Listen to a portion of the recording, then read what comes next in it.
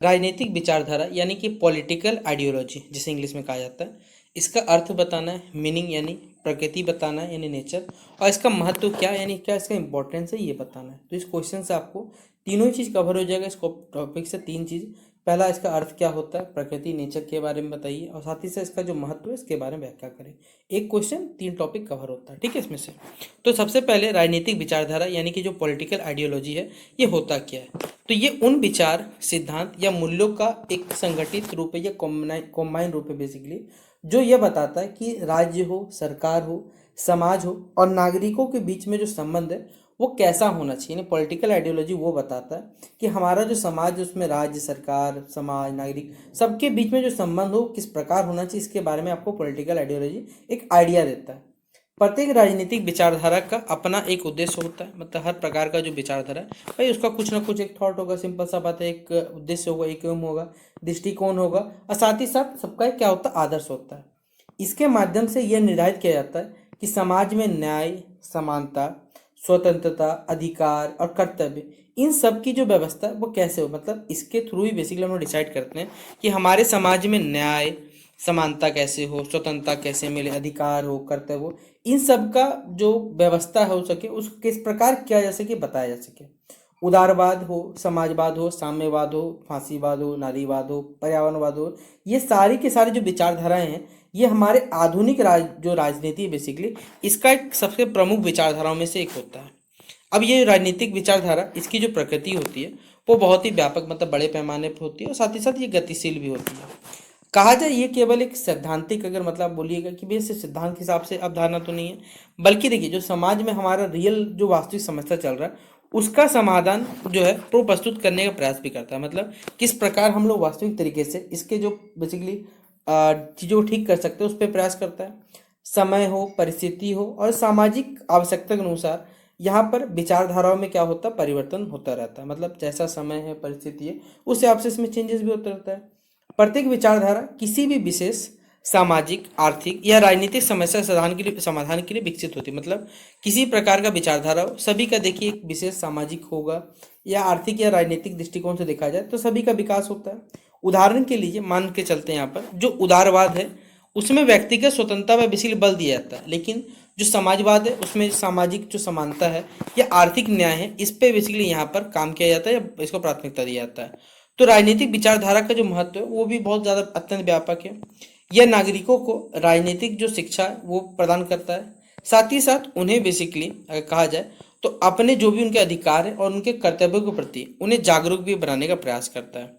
राजनीतिक दल अपनी नीति और कार्यक्रमों का जो निर्माण है वो किसी न किसी विचारधारा का जो आधार होता है उस पर किया जाता है। सरकार भी जो अपनी नीतियां बनाने से बहुत पहले बैठती है, सोचती है, और उसके बाद कोई भी बेसिकली यहाँ पर नीतियाँ बेसिकली लोगों को बताई जाती है। विचारधारा लोकतांत्रिक व्यवस्था है उसको और मजबूत करता है, जनमत को तैयार करता है, साथ ही साथ समाज में जो परिवर्तन लाने में एक महत्वपूर्ण भूमिका निभाता है। यह हमारे समाज में राजनीतिक स्थिरता हो, राष्ट्रीय एकता हो और इसका विकास की दिशा में भी एक महत्वपूर्ण जो निर्धारण करने कार्य करता है। अंततः हम कह सकते हैं कि राजनीतिक विचारधारा जो है वो किसी भी राजनीतिक व्यवस्था का एक आधारशिला होता है। यह केवल शासन चलाने का माध्यम नहीं है बल्कि समाज के जो आदर्श, जो स्वरूप की हम कल्पना करते हैं उसका भी एक महत्वपूर्ण सिद्धांत होता है। आधुनिक लोकतांत्रिक व्यवस्था में जो राजनीतिक विचारधारा है उसका जो महत्व है आजकल वो निरंतर बढ़ता चला जा रहा है, क्योंकि इनके माध्यम से ही राज्य और समाज के विकास की जो दिशा है ये हम लोग निर्धारित कर पाते, वरना हम निर्धारित नहीं कर पाएंगे। तो ये पहला क्वेश्चन अगर आपसे बच्चों पूछा जाएगा कि राजनीतिक विचारधारा इन पॉलिटिकल आइडियोलॉजी का क्या अर्थ है, इसका प्रकृति के बारे में बताइए, इसका महत्व के बारे में व्याख्या करें, तो आप इस प्रकार इस सवाल के क्वेश्चन को डिकोड कर सकते हैं और पेपर में अपना लिख के आ सकते हैं। ठीक है, अब नेक्स्ट क्वेश्चन हमारे पास है कि लोकतांत्रिक समाजवाद यानी डेमोक्रेटिक जो सोशलिज्म है इसके सिद्धांत और इसकी विशेषताओं का विस्तार से आपको क्या वर्णन करने बोला गया है। तो चलिए आइए इस क्वेश्चन नंबर 2 को हम लोग डिकोड करते हैं आपके लिए। तो आइए इस क्वेश्चन का आंसर समझते हैं। तो लोकतांत्रिक समाजवाद यानी डेमोक्रेटिक सोशलिज्म एक ऐसा राजनीतिक और एक ऐसा आर्थिक हमारा यानी इकोनॉमिक विचारधारा जो लोकतंत्र और समाजवाद के जो सिद्धांत है इसका समन्वय यानी ये दोनों के बीच में कॉम्बिनेशन स्थापित करता है। इसका उद्देश्य कहा जाए तो लोकतांत्रिक जो व्यवस्था हमारा उसको बनाए रखते हुए समाज में सामाजिक और जो आर्थिक समानता इसको स्थापित करना इसका मेन काम होता है। यह विचारधारा मानती है कि प्रत्येक व्यक्ति को स्वतंत्रता मिले, समान अवसर मिले और जो सामाजिक जो न्याय है इसका प्राप्त होना चाहिए, सभी के लिए वो सोचता है। लोकतांत्रिक समाजवाद जो है ये जो हिंसक क्रांति होता है इसका ये सपोर्ट नहीं करता, बल्कि संवैधानिक तरीके से हो, चुनाव हो, लोकतांत्रिक जो भी संस्था है इनके माध्यम से समाज में परिवर्तन लाने पे ये फोकस करता है या इस पे विश्वास करता है। ठीक है। लोकतांत्रिक समाजवाद का प्रमुख जो सिद्धांत है उसमें सामाजिक न्याय बेसिकली फोकस होता है। इसके अनुसार समाज के जो सभी लोगों को शिक्षा मिले, स्वास्थ्य का अधिकार है सभी का, रोजगार है तथा अन्य जितने भी आवश्यक मान ली सुविधाएं सभी को समान अवसर मिलना चाहिए। यह विचारधारा आर्थिक जो असमानता है बेसिकली उसको कितना कम हो सके उस पर करने पर बल देती है, तथा समाज का जो कमजोर वर्ग है या जो गरीब वर्ग हमारे पास उनका जो जीवन स्तर हो वो और बेहतर बना सके इस पर फोकस करता है। इसके लिए सरकार जो है वो आवश्यक उद्योग हो गए, प्राकृतिक संसाधन तथा जो सार्वजनिक सेवाओं पर नियंत्रित करती है, जबकि जो निजी संपत्ति हो गया और निजी उद्यमी हो गया उनको सीमित रूप से बेसिकली क्या किया जाता है, नहीं कुछ लिमिटेड रूप से स्वीकार किया जाता है। इस विचारधारा का जो दूसरा सबसे महत्वपूर्ण सिद्धांत है वो है लोकतंत्र। लोकतांत्रिक समाजवाद में जनता को बेसिकली मतदान का अधिकार दिया गया है, अभिव्यक्ति की स्वतंत्रता है, साथ ही साथ स्वतंत्र न्यायपालिका तथा जो बहुदलीय व्यवस्था है इसका यहाँ पर सपोर्ट या समर्थन किया जाता है। सरकार जनता के प्रति जो है वो रिस्पॉन्सिबल होती है, उत्तरदायी होती है, और जहाँ पर नीतियाँ जो है वो लोगों के जनहित में सोच के कि लोगों के लिए क्या सही है उसके हिसाब से बनाया जाता है। इस प्रकार यह व्यक्तिगत स्वतंत्रता तो दिखता ही दिखता है, साथ ही साथ सामाजिक जो समानता है दोनों के बीच में एक संतुलन जो है वो स्थापित करने का ये प्रयास करता है। लोकतांत्रिक समाजवाद की प्रमुख विशेषताओं में माना जाता है एक कल्याणकारी राज्य यानी वेलफेयर स्टेट की स्थापना करना हो गया, साथ ही साथ समान अवसर मिलना चाहिए, सामाजिक सुरक्षा होनी चाहिए और श्रमिकों के अधिकारों की जो रक्षा है, साथ ही साथ मानव गरिमा है उसका एक सम्मान यहाँ शामिल होता है। यह पूंजीवाद होता है मतलब कैपिटलिज्म है इसकी कमियों को दूर करता है और समाजवाद की जो बेसिकली समानता है इसकी भावना को और भी लोकतांत्रिक तरीके से लागू करने का यह प्रयास करता है। हमारा भारत में आपको मालूम है कि संविधान की जो प्रस्तावना है तथा राज्य की जो नीति निर्देशित तत्व है DPSP directive principle state policy, इसमें भी लोकतांत्रिक समाजवाद की जो भावना है यह हमें स्पष्ट रूप से इसमें दिखाई देती है। अंततः हम कह सकते हैं कि लोकतांत्रिक समाजवाद एक संतुलित विचारधारा है जहाँ पर जो स्वतंत्र है, समानता है और साथ ही साथ सामाजिक न्याय के बीच में जो समन्वय है वो भी स्थापित करने का प्रयास करता है। आधुनिक लोकतांत्रिक देशों में यह विचारधारा आज भी उतना ही ज़्यादा प्रासंगिक है, क्योंकि इसका उद्देश्य बेसिकली जो हम लोग आर्थिक विकास देखते हैं ना उसके साथ साथ समाज में प्रत्येक वर्ग के साथ ये कल्याण क्या करता है, सुनिश्चित करने का प्रयास करता है। ठीक है, तो ये हमारा दूसरा क्वेश्चन था जो आपसे बच्चों पूछा सकता है। अब अगला क्वेश्चन देखिए, आपको देखने में सेम लगेगा लेकिन यहाँ अंतर पूछा गया। देखिए कि डेमोक्रेटिक सोशलिज्म इन लोकतांत्रिक समाजवाद और जो साम्यवाद है यानी कम्युनिज्म जो है इसके बीच में एक आपको अंतर स्पष्ट करने बोला गया है। ठीक है, तो चलिए इस क्वेश्चन को आपके लिए डिकोड करते हैं हम लोग। तो लोकतांत्रिक समाजवाद और साम्यवाद ये दोनों ही हमारे समाज में सामाजिक और जो आर्थिक समानता है इस पर फोकस करने पे जो हमारा आधुनिक बेसिकली जो राजनीतिक विचारधारा ये होता है, लेकिन दोनों का देखिए जो तरीका होता है अपने अपने एम को पाने का तरीका, राज्य की भूमिका हो गया, साथ ही साथ लोकतंत्र के प्रति दोनों का दृष्टिकोण में बहुत ज़्यादा अंतर देखा जाता है। दोनों की विचारधाराएं शोषण और आर्थिक असमानता को समाप्त करना चाहती है, लेकिन जो दोनों का कार्य प्रणाली होता है वो अलग होता है और दोनों का सिद्धांत क्या अलग अलग है। ठीक है, तो बात करते हैं लोकतांत्रिक समाजवाद का, जो कि लोकतांत्रिक व्यवस्था में विश्वास करता है। यह संविधान, स्वतंत्र एवं निष्पक्ष चुनाव हो गया, बहुदलीय व्यवस्था हो गया, शांतिपूर्ण सुधारों के माध्यम से सामाजिक और आर्थिक परिवर्तन लाने का समर्थन करता है। इसके विपरीत साम्यवाद का जो बेसिकली पारंपरिक सिद्धांत हो गया, विशेषकर कार्ल मार्क्स और लेनिन के जो विचार देखे जाते हैं उनमें वर्ग संघर्ष होता है। क्रांति के माध्यम से जो पूंजीवादी व्यवस्था है उसको समाप्त करके वर्गहीन जो समाज है उसकी स्थापना पर यह समर्थन करता है। आर्थिक दृष्टि देखा जाए तो लोकतांत्रिक समाजवाद मिश्रित अर्थव्यवस्था का क्या होता है, एक पक्षधर होता है। इसमें सार्वजनिक और जो निजी हो गया दोनों क्षेत्रों का अस्तित्व है वो स्वीकार किया जाता है। सरकार प्रमुख जो उद्योग हो गए और जो सार्वजनिक सेवाएं हो गए उन पर नियंत्रित करती है, जबकि जो मान लीजिए किसी का सीमित निजी संपत्ति हो, प्राइवेट प्रॉपर्टी हो, किसी बिजनेस हो गया इसकी अनुमति होती है। जबकि दूसरी ओर साम्यवाद जो देखा जाए तो वो उत्पादन के मान लीजिए जो भी सभी साधन जैसे भूमि हो गया, उद्योग हो गया, प्राकृतिक संसाधन, इन सभी पर राज्य या समाज का जो पूर्ण स्वामित्व मानती है कि भैया इसमें आपका पर्सनल कुछ नहीं है, सब कुछ सोसाइटी का है, तथा निजी संपत्ति को समाप्त करने का ये क्या होता है, पक्षधर होता है। व्यक्ति के स्वतंत्रता में जो संबंध में भी दोनों विचारधाराओं का क्या अंतर देखा जाता है। लोकतांत्रिक समाजवाद जो है वो अभिव्यक्ति की स्वतंत्रता, मानवाधिकार और नागरिक जो स्वतंत्रता है उनका समर्थन करता है। वहीं जो साम्यवादी माने शासन है उनमें अनेक देशों के साथ साथ एक दलीय जो व्यवस्था हो गया और राज्य का जो व्यापक नियंत्रण ये देखने को मिलता है, जिसके कारण मान लीजिए किसी व्यक्ति का स्वतंत्रता उसको प्रतिबंध लगाया जाता है। तो लोकतांत्रिक समाजवाद का मुख्य उद्देश्य केवल स्वतंत्रता, समानता और सामाजिक न्याय के बीच में संतुलन स्थापित नहीं करना है, जबकि साम्यवाद का अंतिम लक्ष्य होता है कि वर्गहीन और जो राज्यविहीन समाज है उसकी स्थापना करना। भारत, स्वीडन, नॉर्वे जैसे देशों में लोकतांत्रिक समाजवाद के जो तत्व है वो हमें दिखाई देते हैं। जबकि अगर कहा जाए यहाँ पर है कि जो पूर्व का बेसिक सोवियत संघ हो गया हमारे पास है और चीन प्रारंभिक चरण में, यहाँ पर हम लोग पहले देखते थे कि साम्यवादी जो व्यवस्था उसके उदाहरण देखने को मिला है। निष्कर्ष में लिखना चाहे तो लिख सकते हैं कि लोकतांत्रिक समाजवाद और जो साम्यवाद है दोनों ही समानता और जो सामाजिक न्याय पर बल देते हैं, लेकिन लोकतांत्रिक समाजवाद लोकतांत्रिक मूल हो गया, व्यक्तिगत स्वतंत्रता हो गया और शांतिपूर्ण सुधारों को अपनाता है। वहीं पर साम्यवाद इसमें क्रांतिकारी प्रदर्शन देखा जाता है और राज्य में व्यापक नियंत्रण पर यह बल देता है। इसलिए आधुनिक लोकतांत्रिक देशों में लोकतांत्रिक समाजवाद को अधिक व्यवहारिक माना गया और साथ ही साथ स्वीकार्य विचारधारा यहाँ पर इसका माना जाता है, ये बताया गया है। तो ये क्वेश्चन हमारा क्वेश्चन नंबर 3 कंप्लीट होता है, जिससे आपसे बच्चों को जो सवाल पूछा जाएगा वो धीरे धीरे अब आपसे बच्चे बनाने लगे होंगे। अगला क्वेश्चन है फांसीवाद, यानी जिसे इंग्लिश फैसिज्म कहते हैं। इसका अर्थ, विशेषता और इसके प्रमुख जो सिद्धांत है उनका वर्णन करने बोला गया सवाल में। तो फांसीवाद यानी फैसिज्म 20वीं शताब्दी का एक उग्र राष्ट्रवादी और अधिनायकवादी एक विचारधारा था, जो कि राजनीतिक विचारधारा था। इसका जो उदय हुआ था वो फर्स्ट वर्ल्ड वॉर के बाद इटली में हुआ था। इसका जिसके प्रमुख प्रवर्तक माना जाता है बेनिटो मुसोलिनी को माना जाता है। बाद में फिर ये विचारधारा जर्मनी के जो एडोल्फ हिटलर थे उन्होंने भी इस विचारधारा को अपनाया। फैसिज्म यानी फांसीवाद का जो मुख्य उद्देश्य था कि एक शक्तिशाली राष्ट्र बने और एक सशक्त राज्य की स्थापना हो हमारे पास, ठीक है। इस विचारधारा में राज्य को सबसे ज़्यादा ऊपर वैल्यू दिया गया और व्यक्ति के जो अधिकार हैं और स्वतंत्रता उसको राज्य के हित के अधीन, मतलब राज्य के हित के जो जुड़ा हुआ उसी के अधीन रखा गया है। फांसीवाद की सबसे प्रमुख विशेषता इसमें अधिनायकवाद है, मतलब डिक्टेटरशिप है, तानाशाह। इसमें सत्ता एक ही नेता या एक ही राजनीतिक दल के हाथों में केंद्रित होती है।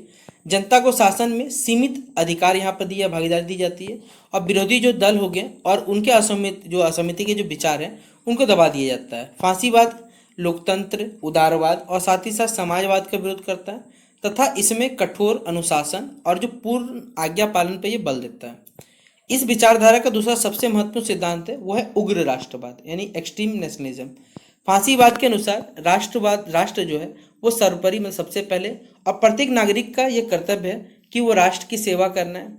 राष्ट्रीय गौरव हो गया, सैन्य शक्ति हो गया, विस्तारवाद नीति हो गया, इन सभी को वैल्यू दिया जाता है। इसी कारण फांसीवाद जो शासन व्यवस्था हो गया, शासन सैन्यवाद हो गया, मिलिट्रिज्म, इस पर बढ़ावा देता है और युद्ध को राष्ट्र की शक्ति मानता था, सम्मान का प्रतीक मान के चलता है। फांसीवाद में व्यक्ति से बेसिकली अधिक जो है राष्ट्र को अधिक महत्व दिया जाता है। व्यक्ति के मौलिक अधिकार हो गए, अभिव्यक्ति स्वतंत्रता हो गई और प्रेस की जो स्वतंत्रता है, इन सभी चीज़ों नियंत्रण रखा जाता है। सरकार के जो प्रचार प्रसार के माध्यम होते हैं उनका उपयोग करके जनता को अपनी नीतियों के समर्थन प्रेरित किया जाता है। वहीं पर शिक्षा, मीडिया और जो अन्य संस्थाएं उन पर भी राजनीतिक जो नियंत्रण है या राज्य का जो नियंत्रण है वो स्थापित करना होता है। लेकिन देखा जाए तो फांसीवाद के कुछ देशों में प्रारंभिक समय में इसमें राजनीतिक अस्थिरता देखी गई और फिर औद्योगिक विकास का दावा किया गया, लेकिन इसकी नीतियों ने मानव अधिकारों का हनन किया, युद्ध हुए, हिंसा हुए, तानाशाही को बढ़ावा मिला और सेकेंड वर्ल्ड वॉर के दौरान देखा जाए तो फांसीवाद नीतियों के कारण विश्व को बहुत ज़्यादा यहाँ पर बहुत ज़्यादा विनाश का सामना करना पड़ा। निष्कर्ष में लिख सकते हैं कि फांसीवाद एक ऐसी विचारधारा जो राष्ट्र और राज्य को क्या करता है, सर्वोच्च मानते हुए लोकतंत्र, समानता, व्यक्तिगत स्वतंत्रता, इन सब का विरोध करता है। आधुनिक लोकतांत्रिक युग में इसे एक अलोकतांत्रिक और साथ ही साथ एक बेसिकली दमनकारी विचारधारा माना है तथा अधिकांश देशों ने इसे क्या कर लिया, रिजेक्ट कर दिया या अस्वीकार कर दिया गया। तो अगर ये सवाल आता है फांसीवाद से फैसिज्म से जुड़ा हुआ तो आपसे बच्चों को इस प्रकार लिखना है। फिर अगला सवाल है फांसीवाद के उदय के कारण और इसके क्या प्रभाव हुए, इसका एक आपको आलोचनात्मक मूल्यांकन करना है, ठीक है। तो चलिए बताते हैं। फांसीवाद जैसे हमने आपको पहले बताया कि इसका उदय लगभग 20वीं शताब्दी के प्रारंभ में हुआ था और फर्स्ट वर्ल्ड के बाद इसमें इटली में हुआ था। इसके प्रमुख जो नेता थे वो मुसोलिनी थी और युद्ध के बाद बेसिकली इटली का जो हालत था वो और भी खराब हो चुका था, चाहे वो आर्थिक लेवल पे हो, सामाजिक लेवल पे या राजनीतिक स्तर जो है वो बहुत ज़्यादा खराब हो गया। बेरोजगारी दर हो गई, महंगाई हो गया, राजनीतिक जो अस्थिरता हो गई वो भी बढ़ गई थी और जनता में जो असंतोष की भावना वो तेजी से बढ़ रहा था। ऐसी परिस्थितियों में फांसीवाद जो है एक मजबूत नेतृत्व लेकर आया। राष्ट्रीय गौरव बना और साथ ही साथ उसमें राजनीतिक जो स्थिरता का उसने वादा किया था, जिसके कारण इसे जनता का क्या हुआ, सपोर्ट भी मिला। फांसीवाद के उदय का जो मुख्य कारण था कि विश्व युद्ध के बाद, मतलब फर्स्ट वर्ल्ड वॉर के बाद जो आर्थिक स्थिति उत्पन्न हुई, उसका युद्ध ने बेसिकली उद्योग और व्यापार को प्रभावित किया, जिससे बेरोजगारी और गरीबी बढ़ गई। दूसरी ओर लोकतांत्रिक सरकारें इन समस्याओं का प्रभावी रूप से समाधान नहीं कर पाता, जनता का लोकतंत्र से विश्वास कम होने लगा और वे एक ऐसे नेतृत्व की खोज, लीडरशिप खोजने लगे जो देश में व्यवस्था और जो विकास है इन सभी चीज़ों को ला सके। दूसरा महत्वपूर्ण कारण था कि उग्र राष्ट्रवाद, मतलब एक्सट्रीम नेशनलिज्म। इटली को यह महसूस हुआ कि युद्ध में विजय होने के बावजूद उसे अपेक्षित जो लाभ नहीं मिला। इस कारण राष्ट्रीय गौरव की भावना को ठेस पहुंची और मुसोलिनी ने इसी भावना को लाभ उठाकर लोगों में राष्ट्रवाद और जो सैन्यवाद है इसकी भावना का विकास किया या बढ़ावा दिया। इसके अतिरिक्त साम्यवाद के बढ़ते जो प्रभाव से जो हमारे उद्योगपति और मध्यम वर्ग भी चिंतित थे, इसलिए उन्होंने फांसीवाद का समर्थन किया। फांसीवाद के प्रारंभ जो स्टार्टिंग टाइम बोला जाए तो कुछ सकारात्मक दिखाई दिए। देश में हमारे पास है राजनीतिक स्थिरता आई और जो हमारे पर लोग हैं उनमें उद्योगों का विकास हुआ, प्रशासन अधिक संगठित हुआ, साथ ही साथ राष्ट्रीय एकता को बढ़ावा मिला। लेकिन ये प्रति लंबा समय तो नहीं टिक पाया। धीरे धीरे फांसीवाद तानाशाही बनते चला गया और नागरिकों की जो स्वतंत्रता है वो समाप्त कर गई और प्रेस पर फिर सेंसरशिप आने लगा, विपक्षी दलों पर प्रतिबंध लगने लगा और मानव अधिकारों का व्यापक यहाँ पर उल्लंघन किया गया। फांसीवाद पर सबसे जो गहरा यहाँ प्रभाव दिखाया जाता है वो विश्व शांति पर दिखाया जाता है। इसमें सैन्यवाद और जो विस्तारवादी नीति इसको प्रोत्साहित किया गया, जिसके रिजल्ट क्या होता है, सेकेंड वर्ल्ड वॉर जैसी विनाशकारी घटना जो है ये भी हुई है और लाखों लोगों की इसमें मृत्यु हुई। फिर अनेक देशों की जो अर्थव्यवस्था वो तो चौपट हुई और मानव सभ्यता को भी ये भारी क्षति पहुंची गई। निष्कर्ष में लिख सकते हैं आप कि फांसीवाद का जो उदय है वो तत्कालीन जो आर्थिक, राजनीतिक और जो सामाजिक संकट है उन सभी चीज़ों का रिजल्ट है बेसिकली। यद्यपि इसने प्रारंभ में स्थिरता और राष्ट्रीय गौरव का वादा किया, लेकिन इसमें लोकतंत्र, मानवाधिकार और जो विश्व शांति की जो गंभीर क्षति यहाँ पर पहुंचाई है। इसलिए आधुनिक राजनीतिक चिंतन में जो फांसीवाद है उसको एक दमनकारी और जो अलोकतांत्रिक बेसी विचारधारा है ये माना जाता है, याद रखिएगा, या जिसे अनर्जिज्म के नाम से जाना जाता है। इसका अर्थ बताना, इसके सिद्धांत क्या होते हैं और मान लीजिए इसके जो प्रमुख विचारक हैं इन सभी का योगदान का आपको व्याख्या करना है। मतलब एक सवाल और इसमें से बहुत सारे सवाल बन सकते हैं 5 नंबर के कि अराजकतावाद का अर्थ को समझाइए, अराजकता सिद्धांत की विवेचना करें, अराजकतावाद के जो प्रमुख विचार है उनका क्या योगदान है इसके बारे में व्याख्या करें। तो एक सवाल से बहुत सारे सवाल और बहुत सारा एमसीक्यू भी आपको सॉल्व होता है, ठीक है। तो अराजकतावाद, जिसे अनार्किज्म कहते हैं, एक ऐसी बेसिक राजनीतिक विचारधारा है जो राज्य को, सरकार को और किसी भी प्रकार का जो अनावश्यक हमारे पर राजनीतिक प्रभुत्व या जो मेजोरिटी दिखता है उस चीज़ का ये विरोध करता है हमारे पास, कि ऐसा विचारधारा जिसमें सरकार का हो चाहे राज्य का हो या फिर मान लीजिए कोई भी ऐसा जो जरूरी नहीं है, उस प्रकार का विचारधारा का ये विरोध करता है जिसका प्रभुत्व बढ़ता है। इस विचारधारा के अनुसार मनुष्य जो है वो स्वभाव से क्या होता है, स्वतंत्र होता है, सहयोगी होता है और साथ ही साथ एक नैतिक प्राणी होता है, ठीक है। इसलिए इसे नियंत्रित करने के लिए राज्य जैसे संस्था की आवश्यकता नहीं होती। देखिए जितने भी लोगों ने, अनेक विचारकों ने क्या किया कि भाई राज्य की आवश्यकता क्यों, लोगों पे एक कमांड होना चाहिए हमारे पास है। लेकिन ये अराजकतावाद एक ऐसी संस्था है, बेसिकली एक ऐसा राजनीतिक विचारधारा जिसमें लगता है कि हाँ मनुष्य क्या स्वभाव स्वतंत्र होना चाहिए, उस पर किसी कंट्रोल नहीं होना चाहिए, क्योंकि वो खुद से ही स्वतंत्र है, वो खुद से अपना हेल्प कर सकता है, लोगों से मिलजुल कर रह सकता है, तो उसे राज्य की क्या आवश्यकता, ठीक है। इसलिए माना जाता है कि इसे राज्य जैसी कोई भी संस्था की आवश्यकता नहीं पड़ती है। अगला पॉइंट बताया हुआ है, अराजकतावादी मानते हैं बेसिकली कि यदि लोगों को पूर्ण स्वतंत्रता दी जाएगी और समान अवसर अगर सबको दिए जाएंगे तो जो आपसी सहयोग होता है और साथ ही साथ जो स्वैच्छिक संगठन होता है इनके माध्यम से जो समाज का संचालन होता है वो स्वयं किया जा सकता है हमारे पास है। इसलिए अराजकतावाद का जो अंतिम लक्ष्य होता है कि राज्य विहीन हो, मतलब वहाँ कोई राज्य ना, स्टेटलेस हो और शोषण मुक्त समाज की ये स्थापना करने का कार्य करता है अराजकतावाद, ठीक है। अब इसके बात करें तो अराजकतावाद का सबसे प्रमुख सिद्धांत जो है वो है व्यक्तिगत स्वतंत्रता है, इसमें कि आपका खुद का स्वतंत्रता है। इसके अनुसार प्रत्येक व्यक्ति को अपने विचार व्यक्त करने, जीवन जीने और निर्णय लेने का पूर्ण अधिकार होना चाहिए, कि आपको अपने हिसाब से आप निर्णय ले सकते हैं। यह विचारधारा मानती है कि राज्य जो है व्यक्ति की स्वतंत्रता को सीमित करता है, मतलब कोई भी राज्य है वो व्यक्ति के पावर्स को लिमिट में रखता है, उनको अनेक सामाजिक बुराइयों का कारण भी बनता है बेसिकली राज्य हमारे पास है। इसलिए राज्य की शक्ति को समाप्त कर देना चाहिए और स्वैच्छिक जो सहयोग, मतलब खुद से जो सहयोग होता है, इस पर एक आधारित समाज का स्थापना हमें करना आवश्यक माना गया अराजकतावाद में। इस विचारधारा का दूसरा महत्वपूर्ण सिद्धांत समानता और सहयोग है। अराजकतावादी समाज में किसी भी प्रकार का शोषण हो, वर्ग भेद हो या विशेष अधिकार नहीं होना चाहिए, ऐसा अराजकतावाद में माना जाता है। सभी व्यक्तियों को समान अधिकार प्राप्त हो और वे आपसी सहयोग से सामाजिक एवं जो आर्थिक गतिविधि है इसका संचालन करें। अराजकतावाद बेसिकली हिंसा का समर्थन नहीं करता, लेकिन कुछ जो उग्र टाइप के लोग होते हैं, चाहे वो उग्र अराजकतावाद क्रांतिकारी हो गए, उनमें क्रांतिकारी तरीकों का उन्होंने समर्थन भी किया है। अब इसके प्रमुख जो विचार हो गए उनमें कुछ लोगों का नाम भी, जैसे विलियम गॉडविन हो गया, पियरे जोसेफ प्रॉडन हो गया, फिर मिखेल बकुनिन हो गया, पीटर क्रोपोटिन हो गया हमारे पास है। ठीक है, ये सभी लोग हैं जिनका बेसिकली अराजकतावाद का विशेष स्थान रहा है। जो गॉडविन है उनको आधुनिक अराजकतावाद का प्रारंभिक जो बेसिकली विचारक है वो माना जाता है। जो प्रूदो है उन्होंने अपना प्रसिद्ध कथन दिया कि प्रॉपर्टी इज थेफ्ट, मतलब संपत्ति जो है वो चोरी है। बाकुनिन ने क्या किया, राज्य और धर्म दोनों का विरोध किया। साथ ही साथ जो क्रांतिकारी अराजकतावाद है इसका उन्होंने क्या किया, समर्थन किया। क्रोपोटिन ने सहयोग को मानव विकास के, समाज के विकास का एक आधार माना है और शांतिपूर्ण समाज की जो कल्पना है वो भी प्रस्तुत करने का कार्य किया है। निष्कर्ष में कहा जाए तो अराजकतावाद स्वतंत्रता, समानता और जो स्वैच्छिक सहयोग है इस पर एक आधारित एक समाज की स्थापना करता है और उसका सपोर्ट यानी समर्थन भी करता है।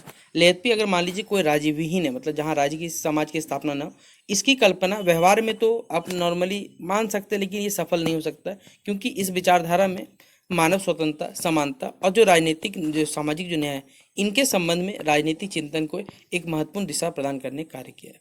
तो ये सवाल था अराजकतावाद से हमारे पास है।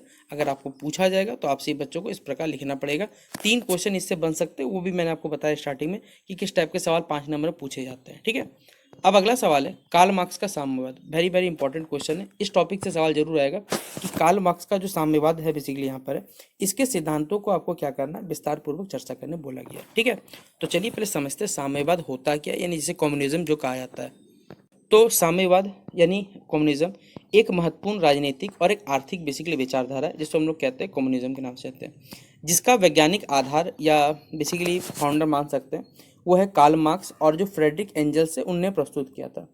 इस विचारधारा का एक ऐसा उद्देश्य है कि एक ऐसा समाज हमें बनाना है जहाँ पर आर्थिक और सामाजिक समानता हो, मतलब जहाँ एक इकोनॉमिक रूप से और सोशल रूप से क्या हो, समानता हो, जहाँ पर किसी प्रकार का वर्गभेद ना हो, ना ही उत्पादन के मान लीजिए जो प्रोडक्शन के साधन है उन पे समाज का सामूहिक, मतलब सभी लोगों का एक ऐसा हमारे पास कि सभी का भी उस पर वैल्यू होना चाहिए, इस प्रकार के समाज का इन्होंने कल्पना किया है। मार्क्स ने यानी कार्ल मार्क्स ने बेसिकली अपनी जो प्रसिद्ध कृति है, मतलब बहुत फेमस बुक है द कम्युनिस्ट मैनिफेस्टो तथा दास कैपिटल। दास कैपिटल बहुत ज़्यादा, अगर आपसे पूछा जाएगा दास कैपिटल के रचयिता कौन है तो आप लिख सकते हैं कार्ल मार्क्स। ठीक है, द कम्युनिस्ट मैनिफेस्टो वही लिखे हैं।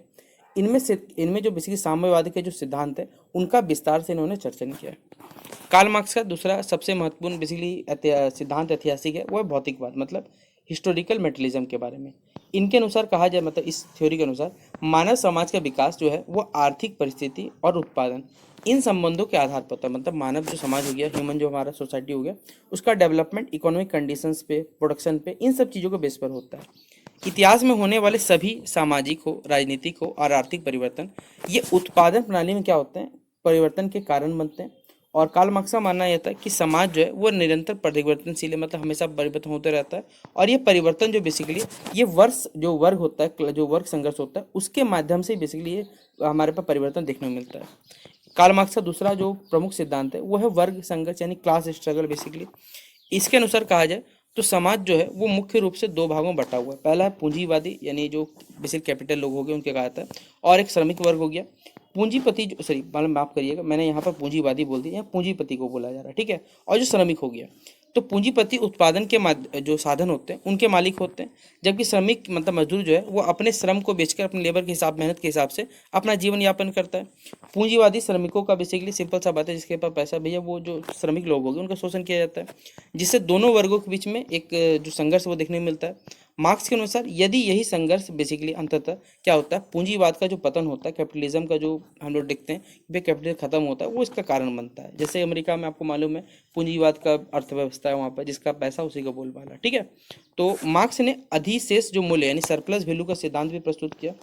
उनका कहना था कि श्रमिक जितना मूल्य उत्पन्न करता है उसे उसका पूरा प्रतिफल है, मतलब वो जितना मेहनत करता है उसके हिसाब से पैसा नहीं मिलता है। उत्पादन से प्राप्त जो अतिरिक्त बेसिकली लाभ पूंजीपति, मतलब जितना ज़्यादा बेनिफिट वो पूंजीपति लोग इन्वेस्टमेंट अपने पास रख लेते हैं, जिससे जो आर्थिक समानता और जो शोषण है समाज में वो बढ़ता है। इस अन्याय को समाप्त करने के लिए उत्पादन के साधनों पर जो निजी स्वामित्व है, मतलब प्रोडक्शन के साधनों पर जो बेसिकली प्राइवेट लोगों का हक है उसको हटाकर सामूहिक, मतलब एक कम्युनिटी स्थापित करनी चाहिए कि जिस पर सभी का अधिकार हो।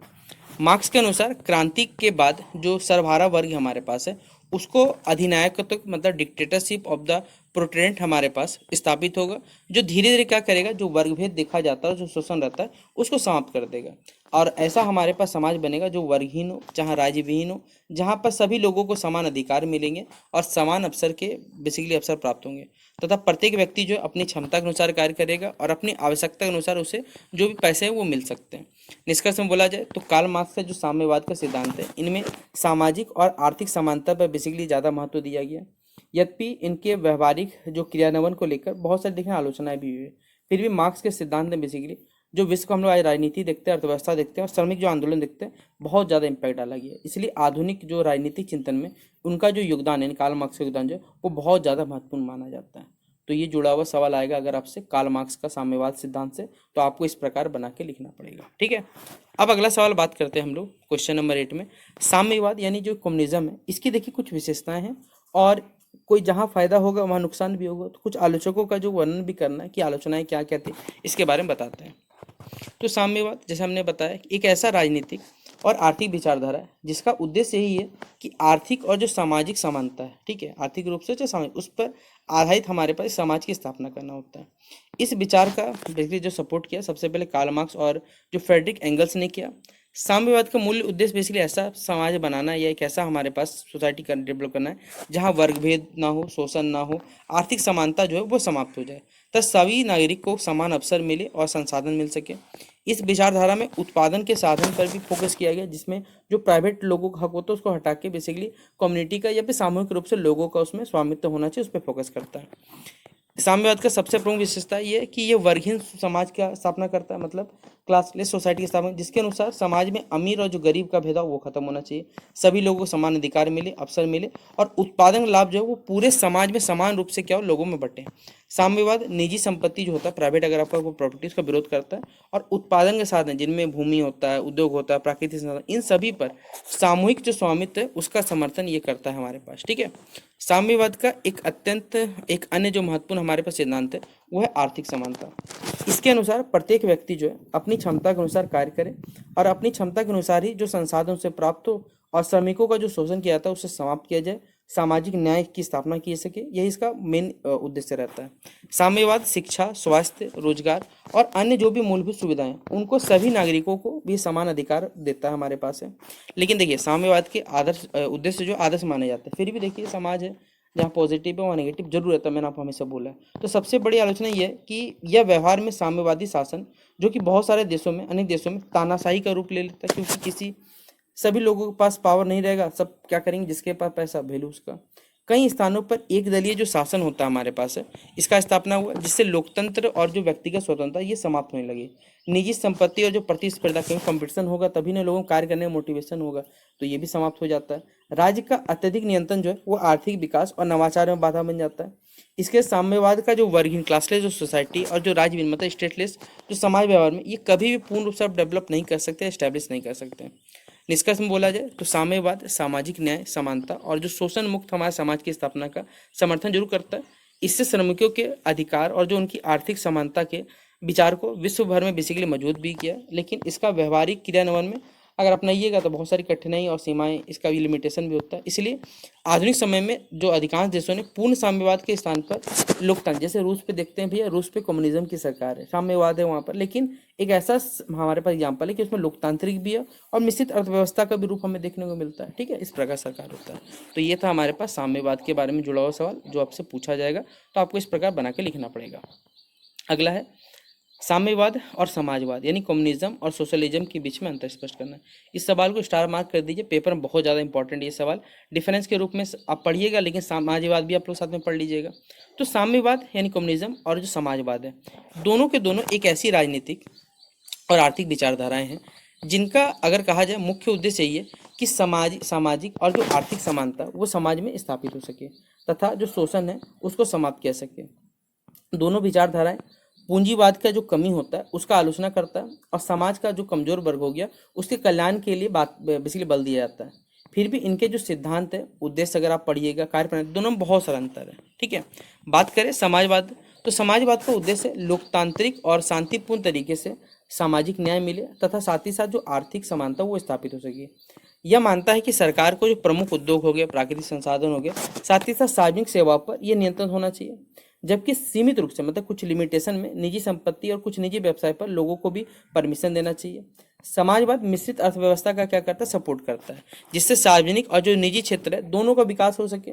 यह लोकतंत्र, बहुदलीय जो व्यवस्था हो गया, स्वतंत्र चुनाव हो गया, साथ ही साथ नागरिक स्वतंत्रताओं का ये सम्मान करता है। लेकिन अगर साम्यवाद का बोला जाए तो ये पूर्णतः कहा जाए तो आर्थिक समानता और वर्गहीन समाज का बारे में ये सोचता है, ये स्थापना करता है। कार्ल मार्क्स के अनुसार तो पूंजीवाद का अंत जो है यही क्रांति के ही थ्रू बेसिकली होगा, और उसके बाद क्या होगा, उत्पादन के जितने भी सभी साधन है हमारे पास है उस पे समाज या राज्य का एक सामूहिक स्वामित्व स्थापित होगा। साम्यवाद निजी संपत्ति का पूर्ण विरोध करता है और उत्पादन के जो भी साधन है वो व्यक्तिगत नहीं होने चाहिए, वो सभी लोगों के होने चाहिए। इसका अंतिम लक्ष्य एक ऐसा हमारे पास एक ऐसा समाज बनाना है जहाँ कोई वर्ग ना हो, ना ही उसे राज्य की आवश्यकता पड़े। एक ऐसा समाज सोचता है वो साम्यवाद के बारे में। दोनों विचारधाराओं में परिवर्तन लाने की पद्धति भी अलग है, क्योंकि दोनों डेवलपमेंट जो अलग अलग से हुआ है। समाजवाद लोकतांत्रिक, संवैधानिक और शांतिपूर्ण सुधारों के माध्यम से परिवर्तन लाना चाहता है। वहीं पर साम्यवाद के जो पारंपरिक सिद्धांत है उनमें क्या क्रांतिकारी परिवर्तन है, ठीक है, और उनमें वर्ग संघर्ष पर बेसिकली ज़्यादा बल दिया गया है। समाजवाद जो है वो व्यक्तिगत स्वतंत्रता और मानव अधिकारों पे महत्व देता है, लेकिन साम्यवादी जो है एक दलीय शासन हो गया या राज्य के व्यापक नियंत्रण के कारण जो भी नागरिकों को स्वतंत्रता उस पर प्रतिबंध देखने को मिलता है। व्यवहारिक दृष्टि से देखा जाए तो भारत, स्वीडन, नॉर्वे जैसे में समाजवादी सिद्धांत की अनेकता दिखते हैं। वहीं पर अगर आप सोवियत संघ में जाएंगे, मतलब वर्तमान का रसिया, क्यूबा हो गया, चीन हो गया, इनमें साम्यवादी अर्थव्यवस्था का उदाहरण देखने मिलता है। और कैपिटलिज्म कहाँ देखने को मिलेगा, तो अमेरिका को देखने मिलेगा। निष्कर्ष बात करें तो समाजवाद और साम्यवाद दोनों समानता और साथ ही साथ सामाजिक न्याय के पक्षधर है, लेकिन समाजवाद जो है लोकतंत्र हमारे पास है, मिश्रित अर्थव्यवस्था और शांतिपूर्ण सुधारों का समर्थन करता है, जबकि साम्यवाद पूर्ण सामूहिक जो स्वामित्व हो गया, वर्ग संघर्ष हो गया, वर्गहीन समाज, इसकी स्थापना पर बेसिकली बल देता है। यही दोनों का विचारधारा में क्या देखा गया, सबसे महत्वपूर्ण अंतर देखा गया हमारे पास, ठीक है। तो ये था समाजवाद और जो साम्यवाद होता है दोनों के बीच में अंतर। अगला सवाल है नारीवाद, जिसे हम फेमिनिज्म कहते हैं, और इसका अर्थ बताना है, विकास बताना है, और इसकी जो प्रमुख धाराएं इनका आपको वर्णन करने बोला जाएगा, ठीक है। तो नारीवाद फेमिनिज्म एक महत्वपूर्ण सामाजिक, राजनीतिक और एक वैचारिक आंदोलन है, जिसका उद्देश्य यही है महिलाओं को पुरुषों के समान अधिकार मिले, अवसर मिले, सम्मान मिले, स्वतंत्रता दिलाना।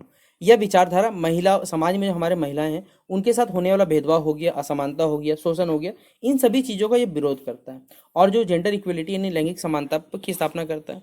नारीवाद का यही मानना है कि महिला को शिक्षा मिले, रोजगार मिले, राजनीति में उनका पार्टिसिपेशन हो, संपत्ति का अधिकार मिले, स्वास्थ्य के बारे में सोचा जाए, सामाजिक जीवन के प्रत्येक क्षेत्र में समान अधिकार उन्हें मिलने चाहिए, इसमें नारीवाद में सोचा जाता है। नारीवाद का विकास जो है वो विभिन्न ऐतिहासिक चरणों से हुआ, जिसे प्रथम स्टेप में क्या हुआ था, जो फर्स्ट चरण था उसमें महिलाओं को वोट देने का अधिकार मिला, शिक्षा और संपत्ति के अधिकार के लिए संघर्ष हुआ। सेकंड जो चरण था उसमें बेसिकली जो भी ऑफिसेज है या कार्यस्थल है उन पर समान अवसर मिले, समान वेतन मिले, घरेलू हिंसा बंद हो, और जो सामाजिक भेदभाव है इन सभी मुद्दों पर बेसिकली बल दिया गया।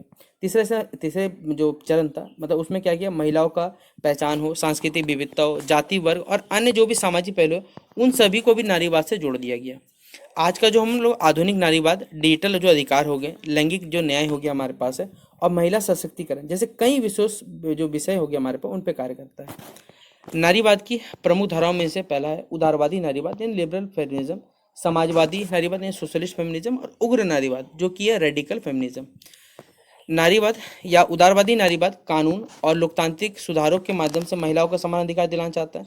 वहीं पर समाजवाद नारीवाद जो है वो महिलाओं को शोषण से मुक्त कराना चाहता है और उनकी जो आर्थिक असमानता है और पूंजीवादी जो व्यवस्था है इन सबको मानता है, इसलिए सामाजिक एवं आर्थिक परिवर्तन का जो समर्थन करता है। लेकिन जो उग्र नारीवाद होगा तो आपको मालूम है इसमें महिलाओं को उत्पीड़न होता है, उनका मूल्य कारण जो होता है कि हमारा समाज जो वो पितृसत्तात्मक समाज है, क्योंकि पुरुष प्रधान समाज हमारा है, इसलिए समाज की संरचना में व्यापक जो परिवर्तन है वो आवश्यक है।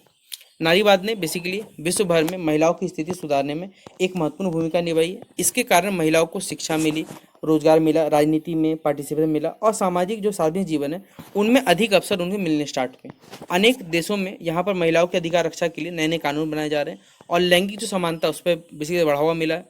हालांकि आज भी कई समाज में महिलाओं के प्रति हम लोग भेदभाव देखते हैं, हिंसा देखते हैं और असमानता जैसी कई घटनाएं हमें देखने को मिलती है। तो निष्कर्ष में बोला जाए तो नारीवाद केवल महिलाओं के अधिकारों का आंदोलन नहीं है, बल्कि इससे हमारे पास समानता, न्याय और जो मानव अधिकार की बेसिक स्थापना का ये व्यापक प्रयास होता है। आधुनिक लोकतांत्रिक समाज में नारीवाद का जो प्रासंगिकता है वो धीरे धीरे बढ़ता चला जा रहा है और एक ऐसे समाज की कल्पना करता है जहाँ स्त्री और पुरुष दोनों को समान अवसर मिले, सम्मान मिले, बेसिकली अवसर मिले और साथ ही साथ अधिकार प्राप्त हो, एक ऐसे समाज की कल्पना करता है। तो ये जो नारीवाद है यानी फेमिनिज्म है, इसकी भूमिका और साथ ही साथ इसका महत्व जो है इसके बारे में मूल्यांकन करें। ठीक है, तो नारीवाद यानी फेमिनिज्म ये हमारा मॉडर्न जो राजनीतिक विचारधारा है उसमें एक महत्वपूर्ण स्थान रखता है। ठीक है, और इसका मुख्य उद्देश्य ये कि महिलाओं को देखिए हमारे समाज में पुरुषों के समान अधिकार मिले, अवसर समान प्राप्त हो, साथ ही साथ उनको भी समान यहाँ पर जो सम्मान है वो प्रदान किया जाए, और समाज में जो हम लोग देखते हैं कि जो लैंगिक असमानता देखी जाती है उसको धीरे धीरे करके समाप्त करना, ये इस पर मेन फोकस करता है। आधुनिक राजनीति में नारीवाद जो है केवल सिर्फ बात किया जाए तो महिलाओं के अधिकारों तक ये सीमित नहीं रखता, बल्कि ये समाज में सामाजिक न्याय हो गया, मानव अधिकार हो गया, लोकतंत्र हो गया और समानता जैसे कई मूल्यों को ये और सुदृढ़ करने का कार्य करता है। आज विश्व के जो अधिकांश लोकतांत्रिक देश हम देखते हैं उनमें नारीवाद ने राजनीतिक हो चाहे सामाजिक हो चाहे आर्थिक नीति हो, सभी चीज़ों को नारीवाद ने प्रभावित करने का कार्य किया है। ठीक है, आधुनिक राजनीति में बात करें तो नारीवाद जो हमारे पास है इसकी सबसे महत्वपूर्ण विशेषताओं में बात करें तो इसमें लैंगिक जो समानता देखी जाती है उसको बढ़ावा देने का कार्य किया गया कि मेल और फीमेल दोनों के स्टेटस को बराबर रखा गया। यह विचारधारा महिलाओं को शिक्षा, रोजगार, स्वास्थ्य, संपत्ति और साथ ही साथ समान वेतन और राजनीति में जो भागीदारी होती है उसका समान अधिकार दिलाने का ये समर्थन करता है। ठीक है, इसका ही रिजल्ट बेसिकली देखते हैं कि बहुत सारे देशों में महिलाओं को जो मतदान देने का अधिकार मिला, चुनाव लड़ने का अधिकार मिला और साथ ही साथ सरकारी जितनी भी सेवाएं हैं उनमें समान अवसर उन्हें प्राप्त हुए। हमारे भारत में बात करें तो पंचायती राज संस्था हो गया और जो स्थानीय जो लोकल निकाय होते हैं उनमें महिलाओं के लिए आरक्षण रखा गया, जैसे ताकि नारीवाद जो विचारधारा इन सभी चीज़ों से प्रेरित हो सके। नारीवाद ने महिलाओं के विरुद्ध होने वाला देखिए जो भेदभाव देखा जाता था, चाहे वो घरेलू हिंसा हो, दहेज प्रथा हो, बाल विवाह हो, कार्यस्थल पर उत्पीड़न का मामला हो, लैंगिक हिंसा जैसे कई मुद्दों को राष्ट्रीय और साथ ही साथ अंतर्राष्ट्रीय स्तर पर इनको प्रमुखता से बेसिकली समाज के सामने उठाया। इसके कारण महिलाओं की जो सुरक्षा है और उनके अधिकारों की रक्षा के लिए बहुत सारे हमने आज देख रहे हैं कि महिलाओं के कानून बने हुए हैं। नारीवाद ने समाज में बेसिकली यह भी चिंतना विकसित की कि महिलाओं को केवल हम लोग जो परिवार तक बांध कर नहीं, वो राष्ट्र के विकास में भी उनका ही जो योगदान या उनका जो पार्टिसिपेशन है वो समान है इनका।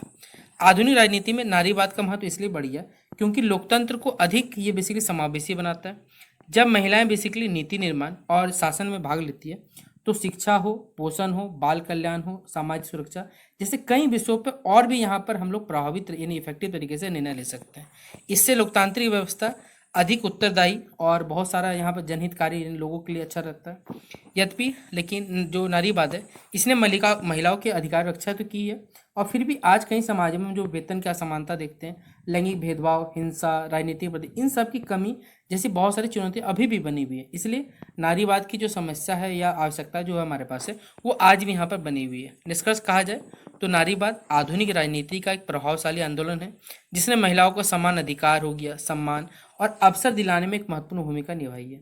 यह केवल महिलाओं को विकास नहीं करता बल्कि एक न्यायपूर्ण, लोकतांत्रिक और साथ ही साथ समानतापूर्ण समाज के निर्माण का भी बेसिकली आधार है, यानी इसका बेस है हमारे पास। तो ये जुड़ा हुआ ये बेसिकली जो पहला सवाल था हमारे पास नारीवाद से जुड़ा हुआ, ये आपसे ही बच्चों को पेपर में पूछा जाएगा, तो आपसे ही बच्चे इसे नोट डाउन कर लें। अगला सवाल है हमारे पास है कि पर्यावरणवाद यानी इन्वायरमेंटलिज्म का अर्थ, इसका उद्देश्य और साथ ही साथ आधुनिक राजनीति में इसका जो महत्व है इसकी आपको व्याख्या करनी बोली गई है। तो पर्यावरणवाद एक आधुनिक राजनीतिक और एक सामाजिक विचारधारा है जिसका मुख्य उद्देश्य यही है कि पर्यावरण जो हमारा है, प्राकृतिक पर्यावरण का हम लोग संरक्षण करें, प्रदूषण को रोकथाम किया जाए और साथ ही साथ हमारे जो प्राकृतिक संसाधन नेचुरल रिसोर्स उनका संतुलित तरीके से और टिकाऊ उपयोग हम लोग सुनिश्चित कर पाए, इस पर फोकस करता है। यह विचारधारा मानती है कि मानव और प्रकृति यानी ह्यूमन और नेचर एक दूसरे से जुड़े हुए हैं। यदि हम लोग पर्यावरण का संरक्षण नहीं करते तो मानव जीवन, हमारा जैव विविधता हो चाहे पृथ्वी का जो संतुलन है वो बहुत गहराई तरीके से यहाँ पर प्रभावित होता है। इसीलिए पर्यावरणवाद विकास और जो पर्यावरण संरक्षण है इनके बीच में एक संतुलन यानी बैलेंस जो है वो बनाने पर बल देता है। पर्यावरण का मुख्य उद्देश्य या प्रमुख उद्देश्य जो है वायु, जल, भूमि, वन और जो भी हमारे पास वन्य जीव है बेसिकली उनका यहाँ संरक्षण करना है। यह प्राकृतिक संसाधनों के अंधाधुंध जो दोहन होता है इसका ये क्या करता है, विरोध करता है कि भैया आप अंधाधुंध कोई चीज़ का कटाई ना करें, किसी का यूज का मत ना करें और उसका विवेकपूर्ण मतलब जितना सही इस्तेमाल हो सके उसका उतना करें। इसके साथ ही यह प्रदूषण नियंत्रण करता है, जलवायु परिवर्तन को रोकता है साथ ही साथ जैव विविधता का मतलब जो बायोडाइवर्सिटी है उसका रक्षा करता है, और जो सतत विकास है सस्टेनेबल डेवलपमेंट, इसको ये बढ़ाने पे बेसिकली बल देने का कार्य करता है। पर्यावरण का मानना ये है, पर्यावरणवाद का मानना ये है कि वर्तमान पीढ़ी को देखिए जो भी संसाधनों का उपयोग हमें इस प्रकार करना चाहिए ताकि हमारे भविष्य की जो आने वाली पीढ़ी है उन सब चीज़ों का वो लोग भी इस्तेमाल कर सके, ऐसा हमें इसका यूज करना चाहिए। ठीक है। फिर अगला पॉइंट बताया हुआ है कि आधुनिक राजनीति में जो पर्यावरणवाद है इसका जो महत्व है वो बहुत लगातार धीरे धीरे बढ़ता चला जा रहा है। आज लगभग सभी देश की सरकारें बेसिकली है पर्यावरण संरक्षण के लिए नीतियां बना रही है और कानून बना रही है। जलवायु परिवर्तन तो हम लोग देख ही रहे हैं, ग्लोबल वार्मिंग हो गया, वन की कटाई हो गया, जल संकट और प्रदूषण जैसे कई हम लोग वैश्विक चिंता का जो ये मुद्दा बन चुका है। इसलिए पर्यावरण संरक्षण अब एक केवल सिर्फ सामाजिक मुद्दा नहीं है बल्कि ये राष्ट्रीय हो चाहे अंतर्राष्ट्रीय राजनीति का एक इंपॉर्टेंट सब्जेक्ट बन चुका है। बहुत सारे हम लोग देखिए अंतर्राष्ट्रीय सम्मेलन करवाते हैं, समझौते भी होते हैं ताकि पर्यावरण संरक्षण के उद्देश्य से आयोजित किए जाते हैं। भारत में देखा जाए तो पर्यावरण जो संरक्षण है उसको विशेष महत्व दिया गया। संविधान का हमारे पर अनुच्छेद का जो आर्टिकल 48 का के तहत राज्य का कर्तव्य है कि वो पर्यावरण, वन और वन जीवों की रक्षा करे। इसी प्रकार अनुच्छेद 51 का जो जीव वाला पार्ट है इसमें प्रत्येक नागरिक कर्तव्य निर्भर करता है कि वो हमारे जो प्राकृतिक पर्यावरण की रक्षा करे और सुधार करे।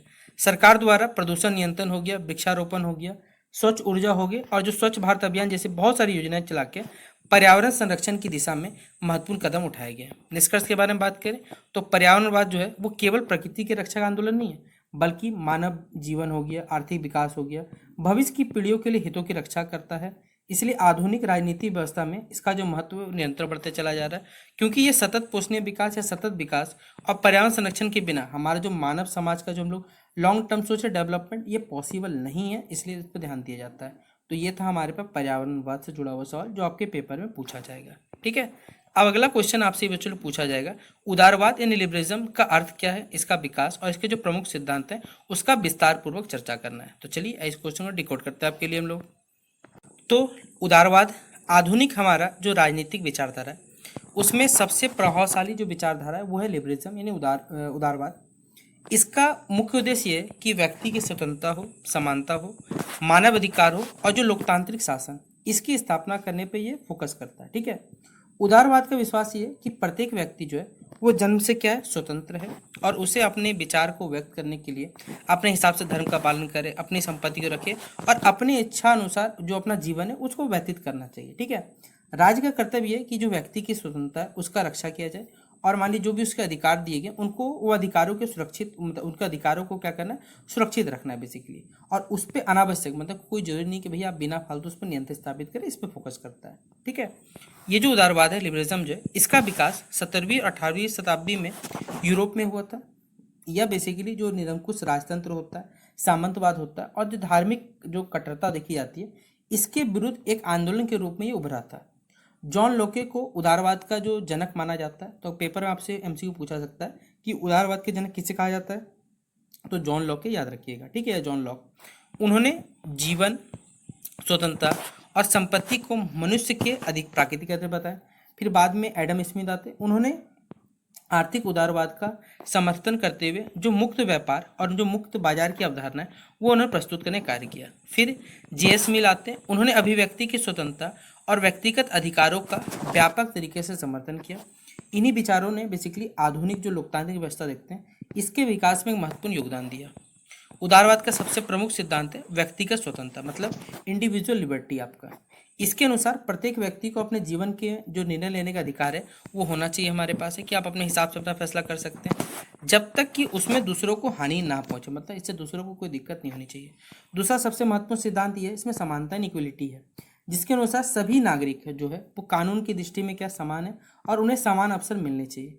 उदारवाद कानून के जो शासन यानी रूल ऑफ लॉ इनमें स्वतंत्र न्यायपालिका हो, उनके मौलिक अधिकार हो और जो भी उनके संवैधानिक शासन, इन सभी चीज़ों को सपोर्ट करता है।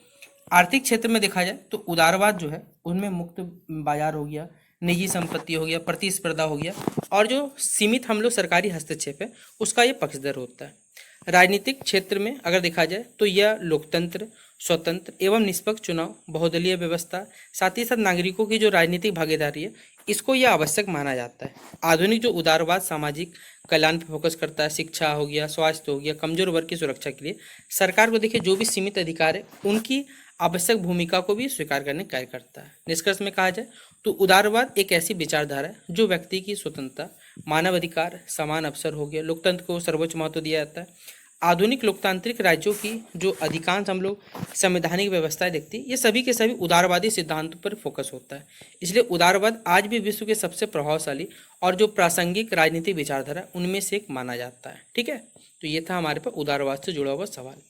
अब अगला सवाल है उदारवाद और जो नव उदारवाद है, ठीक है, लिबरलिज्म और न्यू लिबरलिज्म, इन दोनों के बीच में अंतर क्या, ये स्पष्ट करना है आपको। तो चलिए आइए बताते हैं लिबरलिज्म और जो न्यू लिबरलिज्म है इसके बीच में क्या अंतर है। तो उदारवाद और नव उदारवाद ये सभी के सभी आधुनिक राजनीतिक एवं जो हमारा आर्थिक विचारधारा है वो होता है। दोनों ही व्यक्ति की जो स्वतंत्रता हो गया, लोकतंत्र हो गया और ये मानव अधिकार, दोनों के दोनों मतलब कोई व्यक्ति का स्वतंत्रता हो गया, लोकतंत्र को सपोर्ट करता है, मानव अधिकार को समर्थन करता है। लेकिन आर्थिक नीति में देखा जाए राज्य की भूमिका हो गया और बाजार के प्रति दोनों का जो दृष्टिकोण है उसमें बहुत ज़्यादा अंतर देखा जाता है। उदारवाद का विकास 17वीं से 18वीं शताब्दी में हुआ था, जबकि जो नव उदारवाद है ये 20वीं शताब्दी के उत्तरार्ध में वैश्वीकरण और जो हम लोग आर्थिक उदारीकरण देखते हैं इन सभी के दौर में बेसिकली बहुत ज़्यादा प्रभावशाली बना है। यानी ये एक 17वीं 18वीं शताब्दी के बीच का लगभग और ये 20वीं शताब्दी के उत्तरार्ध में हमारे पास था।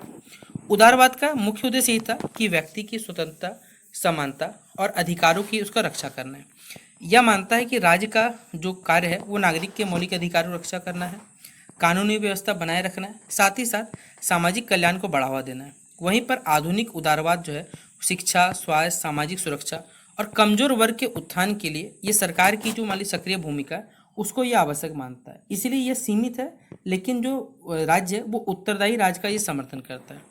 इसके विपरीत कहा जाए तो नव उदारवाद जो है मुख्य रूप से ये आर्थिक मतलब इकोनॉमिकल विचारधारा है, जो मुक्त बाजार हो गया, यानी फ्री मार्केट हो गया, निजीकरण हो गया, उदारीकरण हो गया और जो वैश्वीकरण, इन सब चीज़ों पे फोकस करता है। इसके अनुसार सरकार का जो आर्थिक गतिविधियों में हस्तक्षेप है वो उनमें क्या होना चाहिए, न्यूनतम मतलब कम से कम होना चाहिए।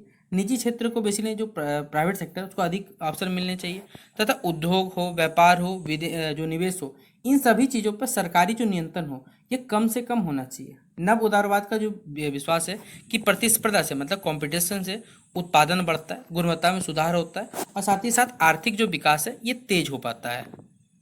दोनों विचारधाराओं में देखा जाए तो राज्यों की भूमिका को लेकर अंतर है। उदारवाद सामाजिक न्याय और कल्याणकारी राज्य की अवधारणा को स्वीकार करता है, जबकि जो नव उदारवाद है ये आर्थिक दक्षता और जो बाजार का स्वतंत्रता इस पर ये फोकस करता है। उदारवाद नागरिक के अधिकारों की बात करता है और सामाजिक समानता पर बल देता है, जबकि नव उदारवाद जो है वो आर्थिक विकास हो गया, विदेशी निवेश हो गया और जो निजी उद्यम हो गया, इन सबको ये वैल्यू देता है। भारत में वर्ष 1991 का आपको मालूम है जो एलपीजी रिफॉर्म्स आए थे बेसिकली, उनमें आधुनिक जो आर्थिक सुधार हुए नव उदारवाद का प्रमुख उदाहरण माना जाता है। इन्हीं सुधारों के माध्यम से उदारीकरण, निजीकरण और वैश्वीकरण मतलब लिबराइजेशन, ग्लोबलाइजेशन, प्राइवेटाइजेशन, एलपीजी जिसे कहते हैं शॉर्ट में, इसकी नीतियाँ बेसिकली अपनाएगी, जिससे भारतीय अर्थव्यवस्था में बहुत बड़े हमें जो बड़े पैमाने परिवर्तन देखने को मिले। निष्कर्ष में कहा जाए तो उदारवाद और जो नव उदारवाद है दोनों ही स्वतंत्रता और लोकतंत्र के समर्थक है, लेकिन उदारवाद जो है ये सामाजिक कल्याण और नागरिक जो अधिकार होगा उस पर फोकस करता है, और जो नव उदारवाद है ये मुक्त व्यापार हो गया, बाजार हो गया, जो निजीकरण हो गया और आर्थिक जो प्रतिस्पर्धा, इसके विकास का ये प्रमुख आधार माना जाता है। यदि अगर कहा जाए दोनों विचारधाराओं के बीच में, यही दोनों के बीच में सबसे बड़ा अंतर जो यही देखा जाता है हमारे पास। ठीक है, अब अगला सवाल है और लास्ट सवाल है कि वैश्वीकरण यानी ग्लोबलाइजेशन के संदर्भ में नव उदारवाद का एक आपको आलोचनात्मक मूल्यांकन बताना है। यानी ग्लोबलाइजेशन यानी वैश्वीकरण के संदर्भ में एक कंपेरिजन के बेसिस में दोनों के बीच में एक आपको आलोचनात्मक मूल्यांकन बताना है। तो चलिए आइए बताते क्या है पहले वैश्वीकरण और नव उदारवाद। तो अभी हमने आपको बताया। तो नव उदारवाद एक आधुनिक आर्थिक और एक राजनीतिक विचारधारा है, जो कि मैंने जैसे बताया मुक्त बाजार हो गया, निजीकरण हो गया, उदारीकरण और वैश्वीकरण का ये सपोर्ट करता है। 20वीं शताब्दी के उत्तरार्ध में यह विचारधारा बेसिकली विशेष रूप से और भी ज़्यादा प्रभावशाली बना। नव उदारवाद का मानना था कि यदि सरकार को मान लीजिए अपनी आर्थिक गतिविधियों में हस्तक्षेप अगर कम करे और निजी जो सेक्टर है, प्राइवेट सेक्टर को अधिक स्वतंत्रता दिया जाए तो आर्थिक विकास तेज होगा। जैसे हमारे देश में अगर बात की जाए, वर्ष 1991 में देश की हालत बहुत ज़्यादा खराब हो चुकी थी। सरकार ने क्या किया, विदेशी जो भी कंपनी जो भारत में इन्वेस्ट करना चाहती उनको आने दिया। उसके बाद देखिए हमारा इकोनॉमी बूस्टअप हुआ, क्योंकि कंपटीशन बढ़ेगा, सिंपल सा बात है, तो ये सब देखा ही जाएगा। तो ये आर्थिक विकास यहाँ पर तेज हुआ, निवेश बढ़ेगा, रोजगार के नए नए अवसर उत्पन्न हुए। वैश्वीकरण के दौर में इस विचारधारा ने विश्व की जो आर्थिक नीति है उसको व्यापक तरीके से, बहुत अच्छे तरीके से यहाँ पर इसे प्रभावित करने का कार्य किया।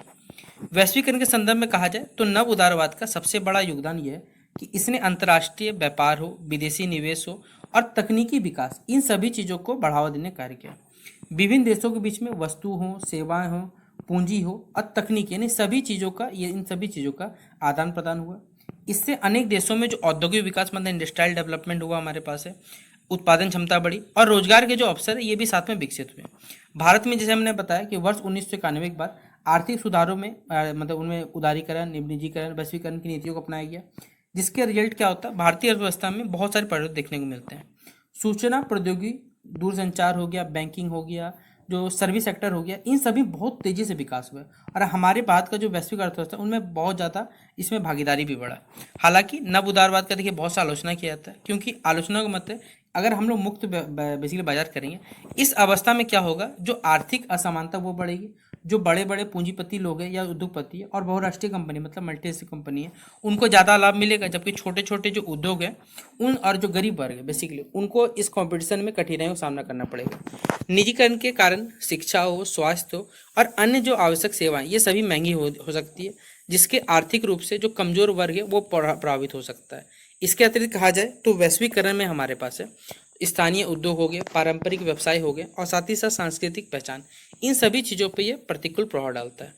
पर्यावरण के क्षेत्र में भी कहा जाए तो नव उदारवाद की जो आलोचना होती रहती है, अधिक अगर हम लोग औद्योगिकरण करेंगे, मतलब ज़्यादा इंडस्ट्रियलाइजेशन फोकस करेंगे और जो प्राकृतिक संसाधन दोहन करेंगे, तो जलवायु परिवर्तन हो गया, बेसिकली प्रदूषण हो गया, ये सभी चीज़ों का सामना भी तो करना पड़ता है। ये थोड़ी कि भी ये सब नहीं देखना पड़ता है। इसलिए कई विद्वानों को मानना ये कि आर्थिक विकास के साथ साथ सामाजिक न्याय और पर्यावरण संरक्षण पर भी समान ध्यान अगर देना चाहिए हमारे पास। निष्कर्ष में कहा जाए तो नव उदारवाद ने वैश्वीकरण को गति देकर जो हमारा विश्व अर्थव्यवस्था के विकास में एक महत्वपूर्ण योगदान दिया, जिसके कारण व्यापार हो, निवेश हो, तकनीकी प्रगति हो और रोजगार के जो नए नए अवसर है वो बढ़े। लेकिन इसके साथ ही साथ आर्थिक समानता बढ़ी है और जो सामाजिक विषमता देखी जाती है और पर्यावरण से जुड़ी हुई चुनौती, ये सभी सामने भी आई है। इसलिए आधुनिक समय में ऐसी आर्थिक नीति की जरूरत है जो आर्थिक विकास तो करे, सामाजिक न्याय भी बढ़ाए और पर्यावरण संरक्षण के बीच में जो संतुलन है वो भी स्थापित कर सके। इस प्रकार के हमें नीति चाहिए। ठीक है।